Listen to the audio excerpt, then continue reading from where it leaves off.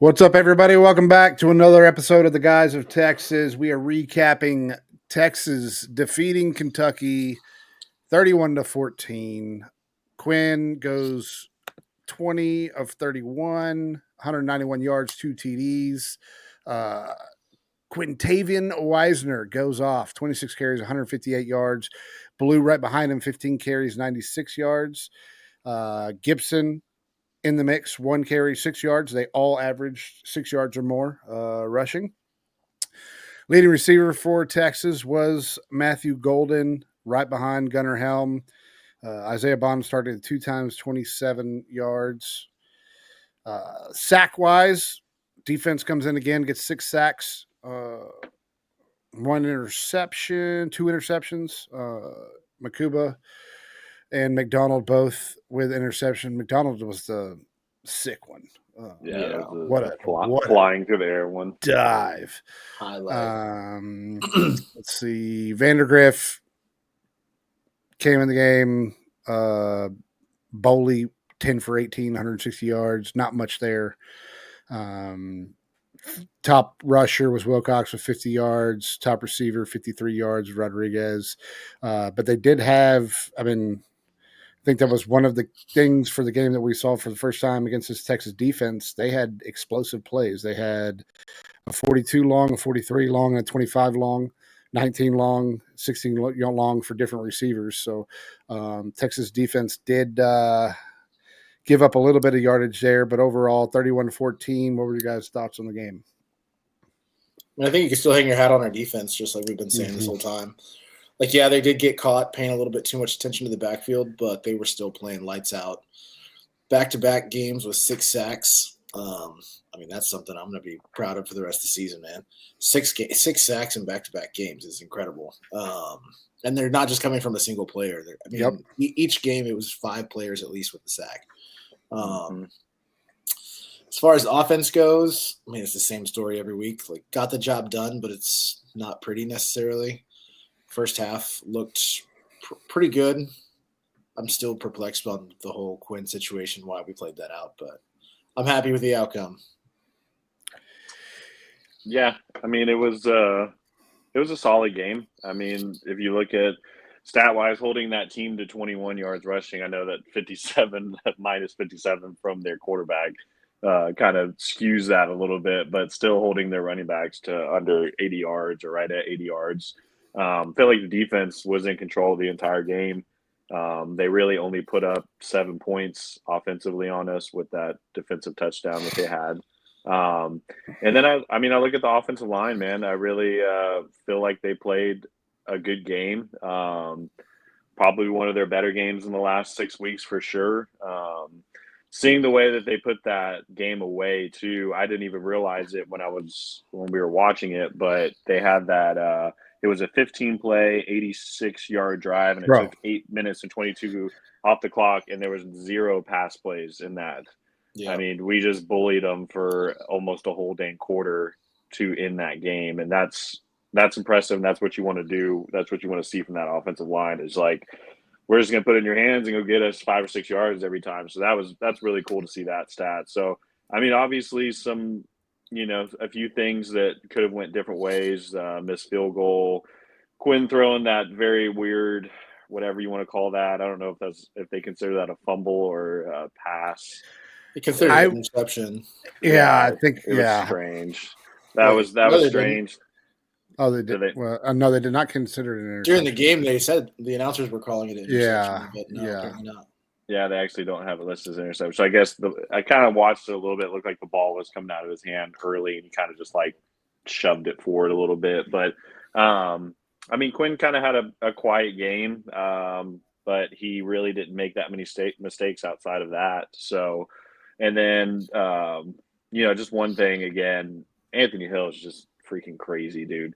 11 total tackles, 7 solo, 2 sacks, 4 tackles for loss. Blows my mind that this guy's not a finalist for the Buckus Award. No idea how he doesn't get in with everything that he's done in his field of work all season, because it's not like this is a fluke game for him. We've seen this consistently this second half of the season with him. I mean, he's just an absolute monster across the field. So overall, though, man, I mean, we did what we needed to do against a team that's scrappy. Yeah, it's impressive. So, a couple stats for you. Number one, Sarkisian with his 10th win for the season now joins a rank of only 3 now Texas Longhorn head coaches to have back-to-back 10-win seasons. DKR is one, Mac Brown is the other. So, Awesome. he's already well on his way to solidifying himself into Texas. He could do it this year. He wins the SEC, wins the national championship. He's solidified in legendary status for Texas already. Like, he's done a phenomenal job. I mean, I'm watching his press conference, and that man just knows how to just tell you, like, he doesn't talk anything about football. He talks about his culture. He talks about how the guys love each other. Like, just listen to that all the time just makes you sit back and go, okay, like, I'm just going to let this man take care of that.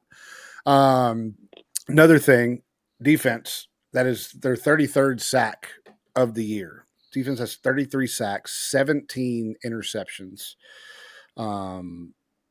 Fumble recoveries, we have 7. So turnover wise, you're at 24 there and 33 sacks. That's huge. A very stellar defense. Like that, those are unreal numbers. You got 2 guys with 4 interceptions. Sack wise, you have 13 guys with a sack this year. And then who's leading the SEC right now in sacks? Do you know? SEC, I don't know. I can look that up. I know A-Hill's at 7.5 sacks this year. Simmons is right behind him at 7. Sorrell is 4.5. Trey Moore with 2.5.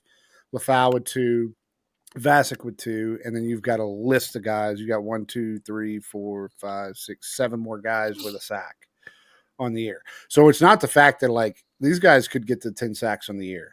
One of these guys could, and it's not just one guy with 10 sacks.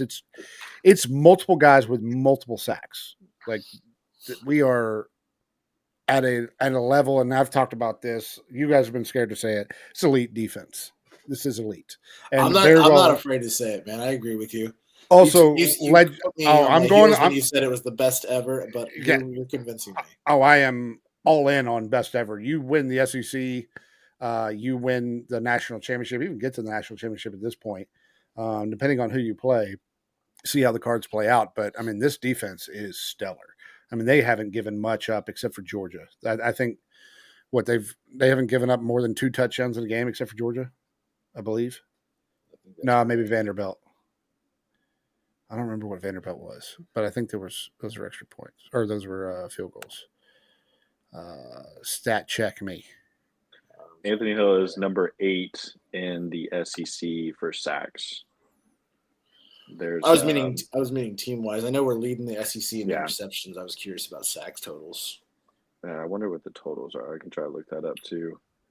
Points allowed: Michigan 12, UTSA 7, ULM. I keep getting this ad popping up, and I'm just getting a virus. Georgia. It's Suddenlink is what it says. Well, Suddenlink doesn't exist anymore, so he's like, "You won, customer." Okay, thanks. Seems legit. Yeah. Vandy and Florida both put up over. Yeah, Vandy was the other one I was looking at. But yeah, I mean, our defense is crazy good, and we're winning the games we're supposed to. Now, Quinn did have an MRI. Sark did say in his press conference today that he planned on practicing today. And so he'll reevaluate kind of where Quinn is at based off of that. Now, no matter what, I feel like Sark's going to say that. Whether or not he's ready to play or not, I think I don't know, boys. He didn't play today. All I know is I've been all over Twitter. If he didn't play this weekend, we're out of the playoffs. I don't know if y'all seen that. Yeah, all the Florida State the Florida State assholes. I hadn't seen it until about 10 minutes before we hopped on. Dude, it has been all over the place. It's like, oh, well, I guess they're out now. Oh, yeah, okay. Except for the fact we got Arch Manning sitting in the background. Yeah. And I have seen A&M fans on Twitter saying it's time to bury him, end his career. Yikes already. I mean, that's they should have. Yeah. That, I mean, end his career, literally putting it on there, end his career. Okay. Okay. Well, also a little preview. I don't know if you guys saw that A&M's got a couple guys chirping already, like the Iowa State player did. Oh yeah, they know how to handle And Anthony Hill. yeah, yikes. It didn't work out for the last guy that did that. I'll tell you that right now. So we will save that for Wednesday. What else for Butterfingers, dude? What? Okay, yeah, go for it. Let's stop for that real quick. Butterfingers, we can't hold on to a football at all. Yeah, like all of a sudden we're just fumbling the ball everywhere. That third quarter was insane. Yeah, the touchdown, I thought we were going to get called back for that. I thought it was right before the goal line ends up. We do end up getting all the bounces were fortuitous for the most part, but we do that next week, we're in trouble. Dude, Jaden Blue, it's so frustrating because every time he puts his hands on the ball, you just see such athleticism. Like, I get so excited about what he can do, and then immediately anxiety because someone is getting close to him, and I'm just like, he can't hold on to the ball. Yep. Yeah. It's a few seconds of just a roller coaster of emotions. Dude's got so much talent, but he's got to get it figured out. Yeah, putting up 7 points in that second half is a little frustrating for sure, because I feel like the first half we were moving pretty well, and then I don't know, man, that offense really sputtered throughout the third quarter, and then we have the drive to kind of seal it. But that being said, I mean, it's still like you're gonna have to put up more than 7 points in every game going forward if you want to win. What are we doing leaving Quinn in from the second quarter with a gimp leg? Yeah, I don't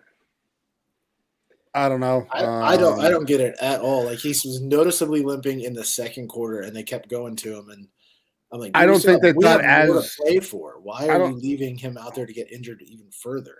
I don't think. I mean, ankle wise, I mean, you're really not. I mean, once it's an ankle, like you're really not going to injure it further necessarily, in my opinion. Like, well, I mean, he could get served up on a platter because he has no ability to get out of the yes, way. Yeah, but I think that, I mean, especially in the second half, I think that was kind of recognized. But even still, like, I mean, it's not like it was the end of the game. Like that's when it started swelling up. But yeah. I'm sure the second quarter, he's like, no, I'm good. I don't know. I mean, I agree to a point, but a game like that, no, he's not coming off the field, especially senior day. No, it's football. I don't like it. Football. Man. I want him to be as healthy as possible, and yeah, you're okay with him doing it to Blue. What? Last week, Blue was hurt, and they still ran him a little bit. You didn't say anything then. I wasn't noticing Blue. Okay, well, I did. I called it out actually. So. No, you kept calling out Silas. Yeah, and Blue. I said Blue's hurt. Which I didn't see Silas either. I've got his side. He did it multiple times. I think it was senior day. I think that's ultimately had a big thing to do with it. I don't think that he wanted to pull Arch in there and that ovation come, and then Quinn sitting there like, this is my memory of DKR. I'm ending it on the bench with my ankle taped up and everybody cheering for Arch. Like, I feel like that's some kind of psyche thing for Quinn to potentially just say, put your nose down and go in there and win the game for us. We'll hand it off 15 times in a row. You know? Yeah. I don't know. That's just how I feel about it. I think it's a confidence thing that Sark didn't want to make that call in that moment. But, you know, that's just my opinion. Hey, we don't need a quarterback to win. It's fine. Run the dang ball. Okay, Florida State. How about Gunnar Helm?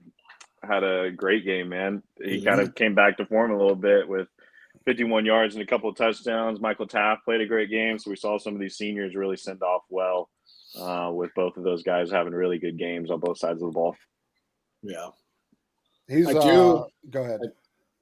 I do want to tip my hat to their second-string quarterback, Boley. I know like his stat line doesn't look great, but as a true freshman coming into that game against Texas, like I saw a lot out of that kid, like poise. Like he has some potential to be really good in the future.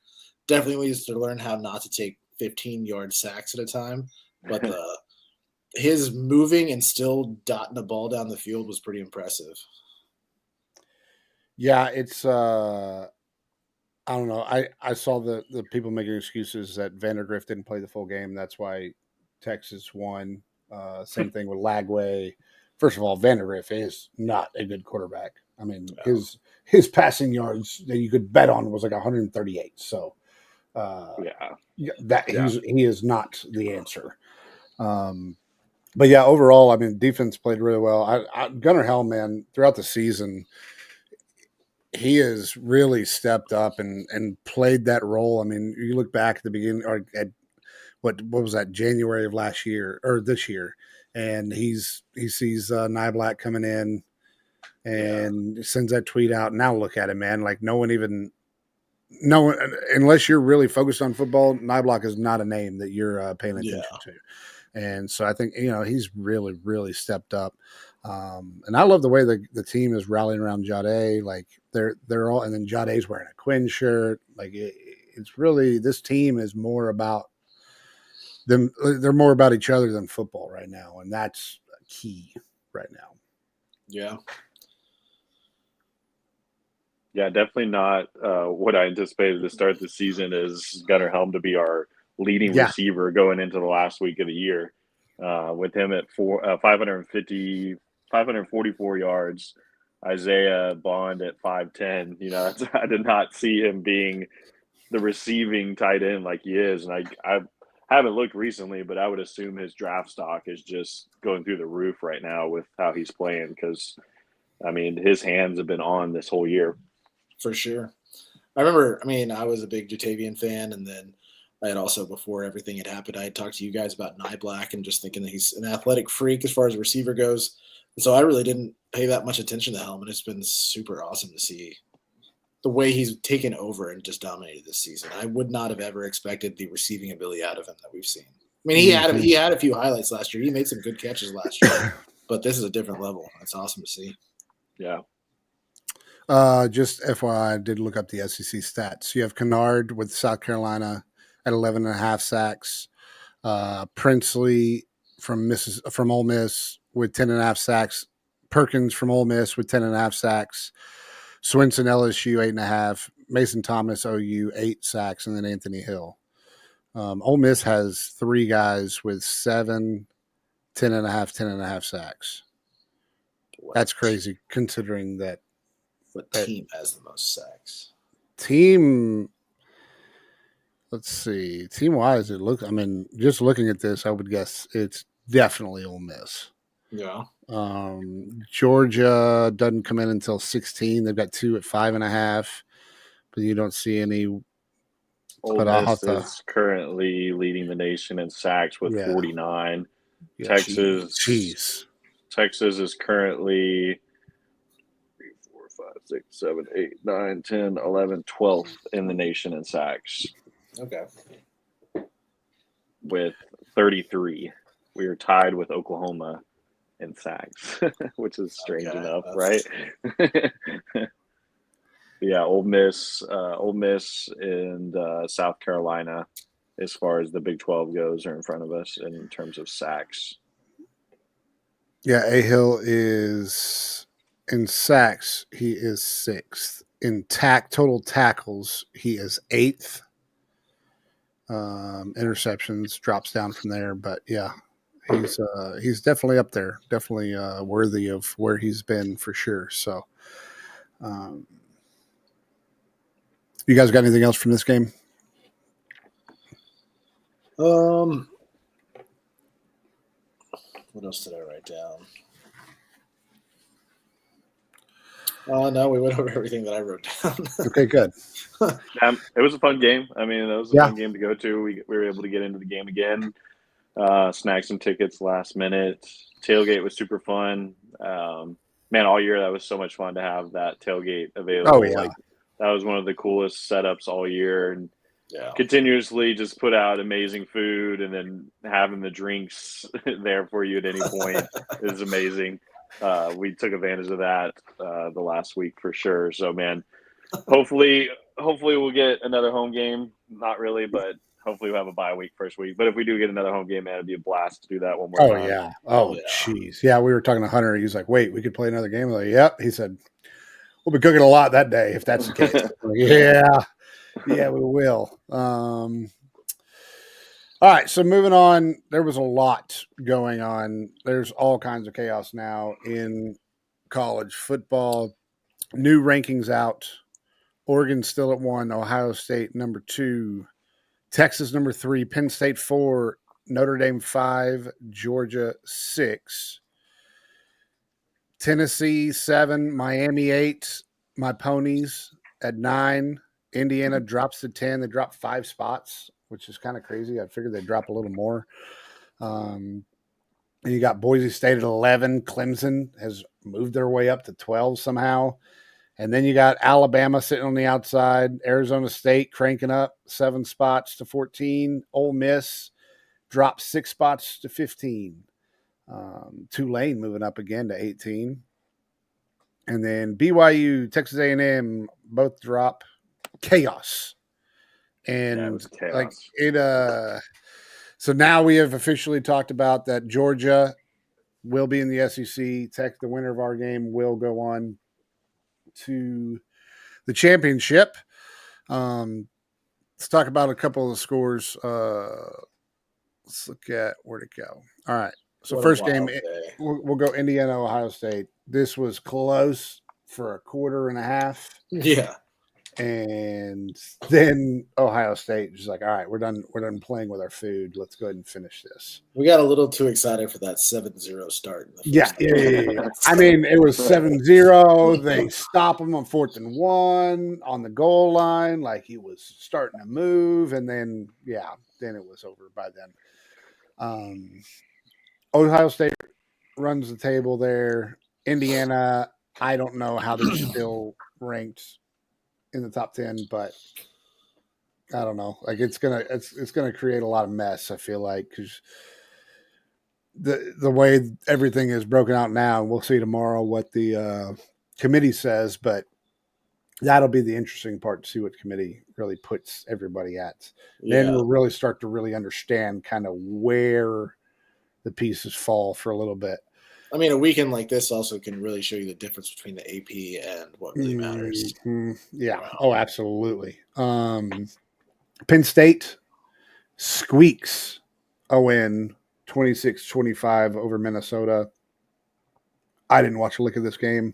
I didn't watch any highlights. I have no idea. Yeah. I do know I saw just late in the game, they just end up taking the victory there. Notre Dame, again, hates America, hates the USA, smokes Army 49-14. That is the end of that ride there as well. It's a real shame. It's a real shame. It's a fun wild lesson. Let's see what else. I don't understand your order of games. How you go through. I know. Look at I just go every to college time football I'm like, scoreboard. Where is he jumping back and forth to? So college football scoreboard is all. I'm just flowing down the chart of how it has it set up. I guess it's ranked for me. I have no idea. Moving to the great morning game of Florida getting upset. Oh yeah. Or not, Ole Miss getting upset. Oh my gosh, that game was crazy. Yeah, I don't understand. Like, Florida didn't play all that well. It's not like they played lights out.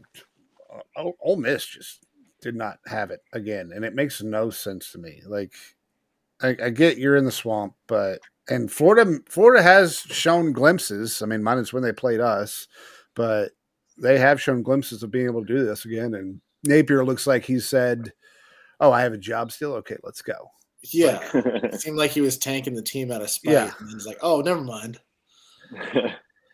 It's insane the roller coaster that Ole Miss can be. I mean, we were talking about that they're the sack leader in the SEC. You have a defense that can do that kind of damage. You have a team that can put up 63 points on other opponents, and all of a sudden, Florida. Mm-hmm. Yeah, strange team, man. Yeah. So I'll talk a little bit about that one and Alabama here in a minute. Georgia, Joe got us all excited about this one. Joe just checks us interception, and we look and it's like 34 or it's like 48-24 or something like that. I was like, ends up being 59-21 Georgia over Massachusetts. Shouldn't have even been close to begin with, but Georgia ends up rolling there. Tennessee rolls over UTEP with their cupcake game at the end of the season. That makes sense. Boise State squeaking a win from Wyoming. I don't know how they score 17 points and Genty has 169 yards still. I just don't understand it. I was just going to ask. I hadn't gone back and looked at. Yeah, one TD, 169 yards on 19 carries. But yeah, they won 17-13. SMU Ponies roll huge. They are prime right now. They are in the ACC championship officially. We'll play either Miami or Clemson. BYU, Arizona State. BYU loses. Arizona State. Boy, did you see the coach on the field after this game? Yeah, I did. So the fans rush the field before the game was over. He's on the field screaming at the refs in the middle of chaos. They have to get everybody off the field. Then they end up winning the game 28-23. But yeah, it was a lot. And that coach was going off. He was not happy at all. I've seen the highlight. I can't remember who it was. Who was the coach that was like yelling out onto the field, telling everyone to shut up so he can score on them or something like that? Oh, that was the Mizzou. Mizzou's coach? Yeah, it was Mizzou's coach. Yeah, I saw that. Yeah, that was interesting also. Let's see. I want to skip that one. Colorado loses 37-21 to Kansas. Like everybody in the country was calling that game. Dude, Kansas playing a little dirty. I saw one of the hits on Shedeur. That was dirty. Did you also see Shedeur shove the ref? No, I think I saw a glimpse of that. Yeah. Oh, actually, it's right here. Yeah. Tempest Flare. Shedeur Sanders appears to shove official. Yeah. Yep. There it is. Dude, how did Kansas just like really suck all year? And then I think it said that they were one of the first teams in like I can't remember how many years to be unranked and beat 3 straight ranked opponents in 3 straight weeks. It's just crazy. Beating Iowa State, beating BYU, and now beating Colorado. And barely losing to Kansas State. They lost 29-27 to Kansas State. That would have been 4 in a row right there. They were 1-5. And then they beat Houston, just barely lost Kansas State, and then Iowa State, BYU, Colorado all beat. That's quite a run. That's the Big 12 in a nutshell right there for you boys. Yeah, no joke.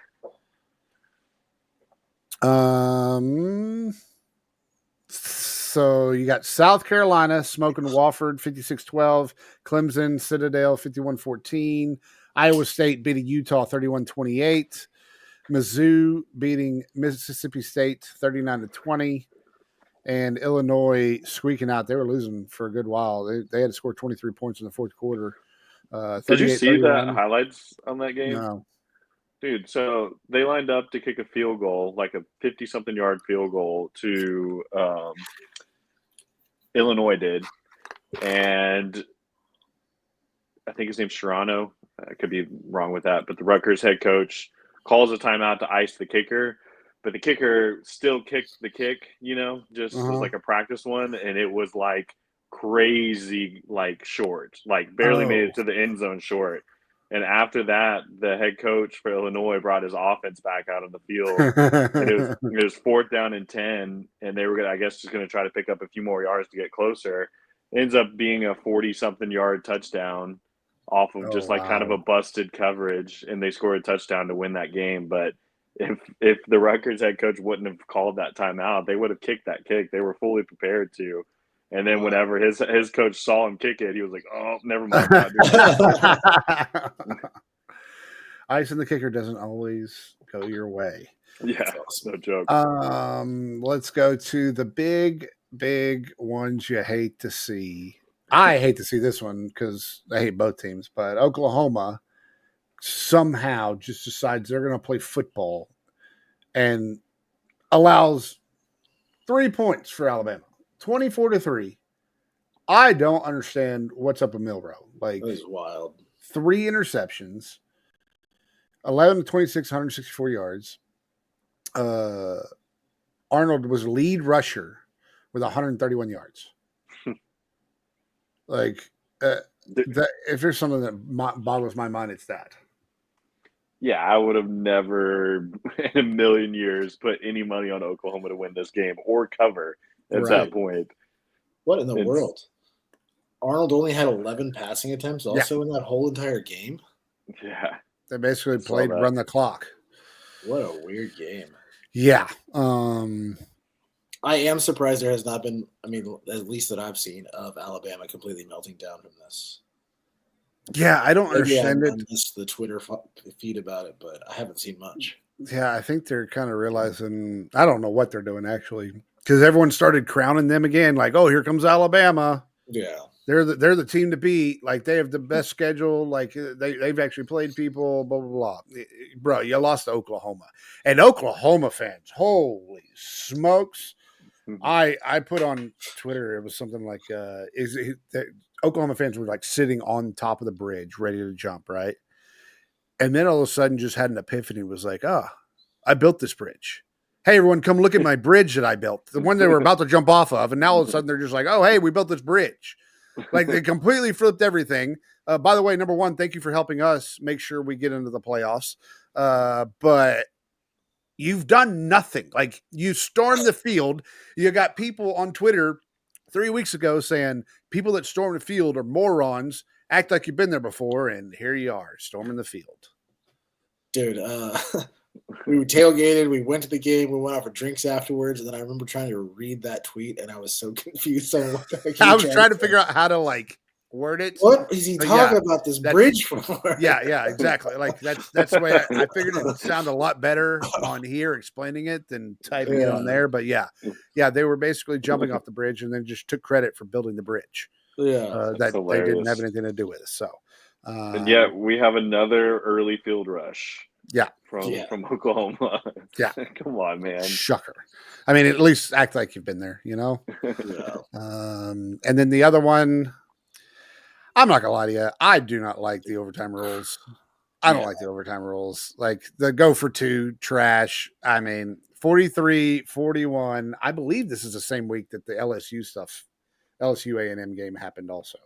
I'm pretty sure this is the same week that they had that, what was it, 7 overtime game. It was like 75-74 or something like that.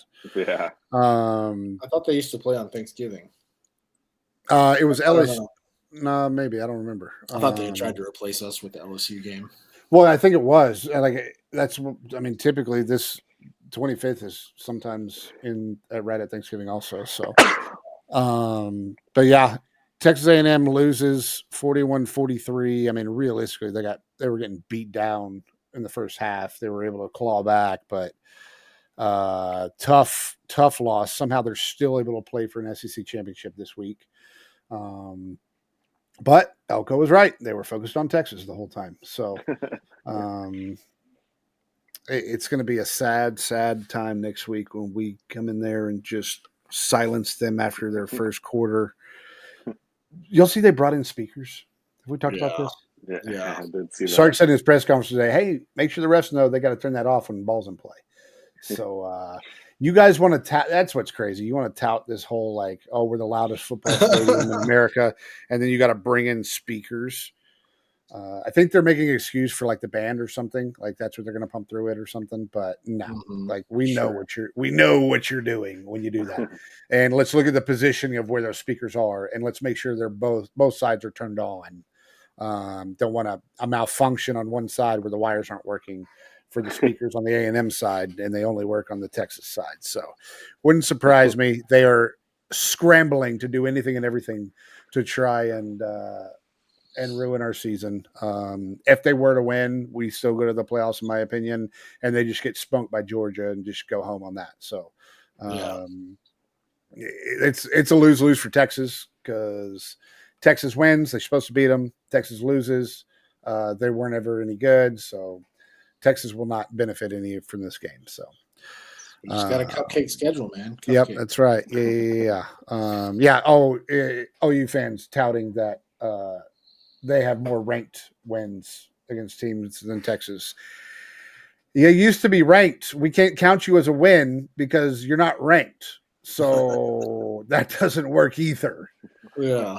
Unbelievable, dude. Like, Well, essentially that stat, man, of it being wins over bowl eligible oh, teams yeah. going into the last week, and we're leading the nation with 7 wins versus bowl eligible teams. So, I mean, I was texting a friend earlier, and I said, "Look, all these arguments aren't really going to mean crap if we just keep winning. You know, it Yep. doesn't matter. We beat A&M, we beat Georgia. Nobody's got crap to say anymore. So Yep. just keep winning. That's all you can keep doing." Yep. I mean, we're to that point anyways. We need to just win out. Yeah. Loss isn't going to help us this week. So, I but really was hoping that Alabama was going to make it back to the championship so that Sark could finally get his revenge on DeBoer. yeah. But save that for another year. There was talk, though. So, obviously, we talked about the AP poll, kind of where it's at. I don't know where this is going to go, but South Carolina is starting to make its way into the mix again. You've got all these 3-loss teams now for playoffs. Yeah. The problem with that is you have 2 more 3-loss teams in Alabama and Ole Miss who beat South Carolina. So, as we saw in the past, like last year they chose Texas because it was a head-to-head win over Georgia, right, or over Alabama. I think they do the same thing this year. I think the committee is shown to take head-to-head very seriously. So I don't know what they're going to do. It'll be a good indication when we find out tomorrow. Yeah, I'm interested to see how different it is from the AP, because there's a few things with AP that I was like, I don't know about that one. Like, that one seems a little harsh, or that seems a little bit, I don't know. It's just the fact that Alabama is even still right there in the mix after that loss, like, is interesting to me. Like, I don't think you take that loss at this point in the season and you're still in the mix with 3 losses. But we all know that the committee really has a thing for Alabama. Well, that's the thing. Like, you look at it now, like, if you're a part of that committee, it's tough to choose who to go, because realistically, you're wanting competitive playoffs too. Sure. Now, you've got to win your games in the regular season in order to do that, but everything is so subjective now of who has won against who. I mean, realistically, if you're making a championship bracket, you got Texas in there, you got Georgia in there. I mean, most people don't even have Texas in there that I've seen in the SEC side. Like, all the places like Ole Miss and all that area, all these podcasts, they don't even think Texas. They're like, Texas doesn't have a quality win whatsoever. It's like, how do you look at this football team though, and say that? Like, look at it, like Florida, Kentucky, like, these teams have beaten or been close to beating a lot of these other big teams, and we took care of Florida handily. I get there's no lagway, but that's not going to make that much of a difference. I don't know. It'll be interesting to see what they choose.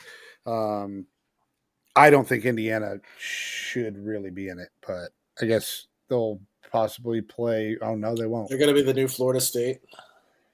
I mean, yeah, kind of. But let's be real here. Like, now, why Miami? I think I put my Indiana in over Miami. I don't think I put Miami there. It's going to be hard, man, to leave a 1-loss Big Ten school out and justify putting in a 3-loss, SEC school.